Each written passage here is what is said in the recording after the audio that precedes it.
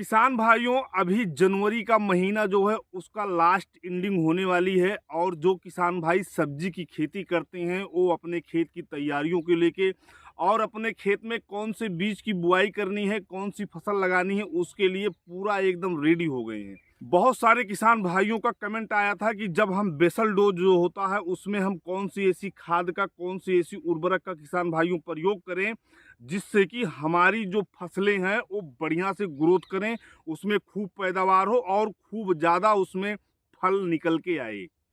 किसान भाइयों, बुआई के समय जो आप खाद मिट्टी में डालते हैं उसी को बेसल डोज कहते हैं। बेसल डोज जो होता है वो आपके पौधों को बहुत ज़्यादा ग्रोथ देता है, बहुत ज़्यादा तरक्की देता है। बेसल डोज डालने से आपके जो बीज होता है फसल का, उसका जमाव बहुत अच्छा होता है और उसके बाद जो उसमें से कोपलें निकलती हैं वो बहुत ही अच्छी और सुंदर निकलती हैं। उसमें एक पावर होती है जो आने वाले समय में खूब ज़्यादा पैदावार निकाल के दे सकती है। इसलिए किसान भाइयों, बेसल डोज बहुत ही इम्पोर्टेंट होता है आपके किसी भी फसल के लिए।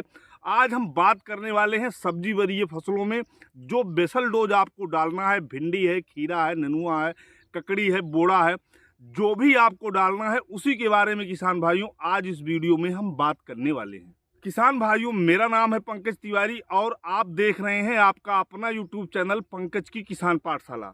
अगर चैनल पे आप पहली बार आए हैं किसान भाइयों तो चैनल को सब्सक्राइब जरूर करिएगा जिससे कि आने वाली सारी जानकारियां आपको मिल सकें।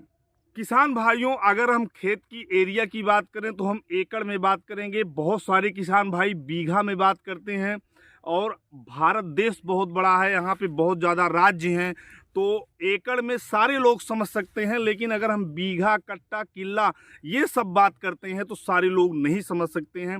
इसलिए हम एकड़ में बताएंगे। आप अपने यहाँ के हिसाब से उसको, अपने बीघे को एकड़ में कन्वर्ट करके जानकारी को प्राप्त कर लीजिएगा।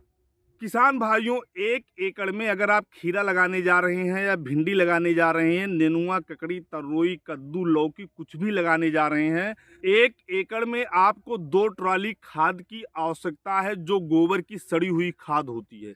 अगर आपके पास है तो आप उसको डाल दीजिए, अगर आपके पास नहीं है तो आपको हम आगे वीडियो में बताएंगे कि आप उसके बदले में कौन सी खाद का प्रयोग करिए। किसान भाइयों, 1 एकड़ में आपको 3 बैग डीएपी लेना है जो गोदाम पे मिलती है, सरकारी वाली डीएपी, उसी को डालना है, इफ्को कंपनी की। 3 बैग आपको डीएपी लेना है। उसके बाद 2 बैग आपको सिंगल सुपर फास्फेट लेना है जो सुपर आती है, आपके मार्केट में मिलती है। और उसके बाद किसान भाइयों, आपको 30 किलो एमओपी लेना है, म्यूरेट ऑफ पोटाश, जो लाल वाली आती है मार्केट में, उसको लेना है आपको 30 किलोग्राम।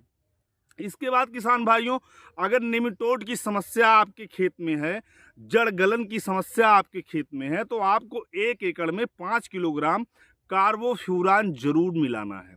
अगर ऐसी समस्या नहीं है तो आप कार्बोफ्यूरान मत मिलाना। इसके बाद किसान भाइयों, आपको अगर आपके खेत में दीमक की समस्या है या दीमक की समस्या नहीं भी है तो कीटनाशक में आपको रीजेंट जरूर मिलाना है। 1 एकड़ में आपको 2 किलोग्राम रीजेंट का प्रयोग करना है। उसके बाद किसान भाइयों, अगर आपने अपने खेत में गोबर की खाद नहीं डाला हुआ है तो आपको कम से कम 10 किलोग्राम जाइम लेना है, या इफ्को कंपनी की सागरिका आती है, आप उसको 8 किलोग्राम अपने खेत में अंतिम जुताई के समय सबको एक में मिला के आप अपने खेत में डाल दीजिए। ये बहुत ही बेहतरीन बेसल डोज है और आने वाले समय में आपके खेत को बहुत अच्छी पैदावार निकाल के देगा। किसान भाइयों, इसके साथ में आप ह्यूमिक एसिड भी डाल सकते हैं 1-2 किलोग्राम 1 एकड़ में। और अगर आप जिंक डालना चाहते हैं तो 1 एकड़ में 4 किलोग्राम आप जिंक डाल सकते हैं।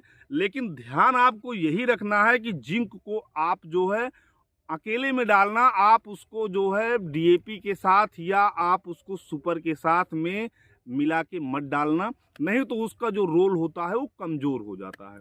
इतना चीज़ डालने के बाद, इतनी उर्वरक डालने के बाद किसान भाइयों, आप अपने खेत में बेड बना के या जैसे भी आपको बुआई करनी है अपने खेत में आप बुआई कर दीजिए। उसके बाद आपको जो है केवल ऊपर से पत्तियों पे छिड़काव करने की ज़रूरत रह जाएगी। आपके ज़मीन को पूरी उर्वरा शक्ति मिलेगी और पौधे स्वस्थ होंगे और ग्रोथ करेंगे। तो किसान भाइयों, अगर ये जानकारी आपको अच्छी लगी है तो आप चैनल को सब्सक्राइब करिएगा, वीडियो को लाइक करिएगा। किसी भी जानकारी के लिए आप जो है कमेंट कर सकते हैं और अपने दोस्तों को भेजकर उनका भी आप हित कर सकते हैं। आप सभी किसान भाइयों को पंकज तिवारी का नमस्कार, धन्यवाद। फिर मिलते हैं एक नई जानकारी के साथ, तब तक के लिए बाय बाय।